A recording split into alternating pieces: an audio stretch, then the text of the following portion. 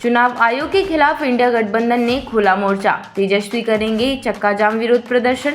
India गठबंधन के नेताओं ने एकजुट होकर चुनाव आयोग के मतदाता पुनरीक्षण कार्य का विरोध किया गया है। सोमवार दोपहर इंडिया गठबंधन के नेताओं ने राजद कार्यालय में प्रेस कॉन्फ्रेंस किया। नेता प्रतिपक्ष तेजस्वी यादव ने कहा कि हम लोग 9 अप्रैल को पूरे बिहार में विशेष गहन मतदाता पुनरीक्षण कार्यक्रम 2025 के विरोध में प्रदर्शन करेंगे। बिहार के हर जिले में चक्का जाम किया जाएगा। लोकतंत्र पर हमला किया जा रहा है। चुनाव आयोग जैसी संवैधानिक संस्था का दुरुपयोग किया जा रहा है। बिहार के गरीबों, वंचितों, दलितों के मतदान के अधिकार से वंचित करने की साजिश रची जा रही है। उन्होंने कहा कि गरीब मतदाताओं के साथ अन्याय हो रहा है। इसके विरोध में हम लोग पूरे बिहार में चक्का जाम करेंगे। इसमें राहुल गांधी भी शामिल होंगे। हम लोग पूरी मजबूती के साथ इस काम को पूरा करेंगे। तेजस्वी यादव ने कहा कि हम लोगों ने पहले भी ये सवाल पूछा था कि आज फिर से पूछ रहे हैं कि क्या बिहार विशेष गहन मतदाता पुनरीक्षण कार्यक्रम 2025 के तहत मतदाता सूची में नाम जुड़वाने के लिए भारतीय निर्वाचन आयोग को केवल 11 दस्तावेज मांगने का ही अधिकार है? इसका संवैधानिक एवं कानूनी आधार क्या है? क्या भारतीय निर्वाचन आयोग को यह अधिकार है कि वह केवल उन्हीं 11 दस्तावेजों को मान्य माने और किसी अन्य दस्तावेज को खारिज कर दे? तेजस्वी यादव ने कहा कि चुनाव आयोग पूरी तरह कंफ्यूज है, अलग अलग बात कह रहे हैं। तेजस्वी ने कहा कि नीतीश कुमार के राज में लोग दहशत में जीने को विवश है।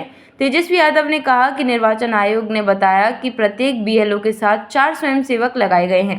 हमने पूछा कि ये वॉलंटियर्स कौन हैं और इनके चयन का मानदंड क्या है? क्या वो सरकारी कर्मचारी हैं अथवा अन्य लोग? हमने मांग रखी कि चुनाव आयोग बीएलओ की तरह इन वॉलंटियर्स की भी सूची प्रकाशित करे ताकि सभी लोग उनका सत्यापन कर सकें।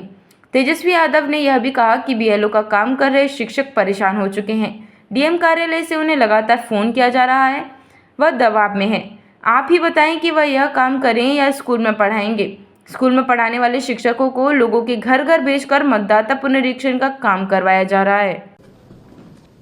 आप सभी पत्रकार भाइयों का स्वागत है और आप सब लोगों के बीच सभी हमारे इंडिया अलायंस महागठबंधन के साथी भी हैं और आज का जो प्रेस कॉन्फ्रेंस जो है महत्वपूर्ण विषय को लेकर के है। आप सब लोगों को पता होगा कि परसों हम लोग जो है 5 जुलाई को इलेक्शन कमीशन गए थे, वहाँ अपनी बात को हम लोगों ने रखा और मजबूती के साथ जो है जो भी शंकाएं थी, सवाल था, इलेक्शन कमीशन के जो बिहार के जो हेड है उनके सामने हम लोगों ने रखा। लेकिन चिंता इस बात की है कि कोई सवाल का कॉन्क्रीट जो जवाब आना चाहिए, स्पष्टीकरण जो आना चाहिए, क्लैरिटी जो होना चाहिए, वो हम लोगों को अब तक नहीं मिला है।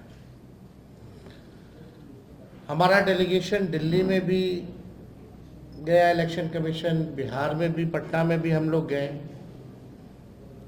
लेकिन सवाल का जवाब हम लोगों को नहीं मिला।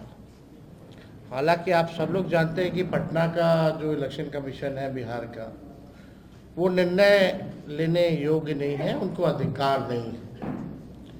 वो केवल जो है पोस्ट ऑफिस जैसा काम करते हैं। हमारे सवालों को दिल्ली भेजा गया, यानी दिल्ली में जो बैठे इलेक्शन कमिश्नर्स हैं, अब तक ऐसा क्यों नहीं हुआ कि विपक्ष के सवाल को, जनता के सवाल को आकर एक बार भी अगर प्रेस कॉन्फ्रेंस करके सारी बात को स्पष्ट कर देते, क्लियर कर देते, कोई कंफ्यूजन नहीं रहता। लगातार आप सब भी मीडिया के लोग जो हैं जनता के बीच जा रहे हैं और जनता का ये कहना कि हमारे पास जो 11 डॉक्यूमेंट जो मांगे गए हैं वो डॉक्यूमेंट नहीं है। हमारे पास आधार कार्ड है, हमारे पास राशन कार्ड है, हमारे पास मनरेगा कार्ड है, यही बिहार के गरीबों के पास उपलब्ध है। यानी स्पष्ट है कि जिनका 11 दस्तावेजों में से नहीं होगा उनका जो है नाम काट दिया जाएगा। 6 जुलाई यानी कल इलेक्शन कमीशन ने फेसबुक पे और अखबारों में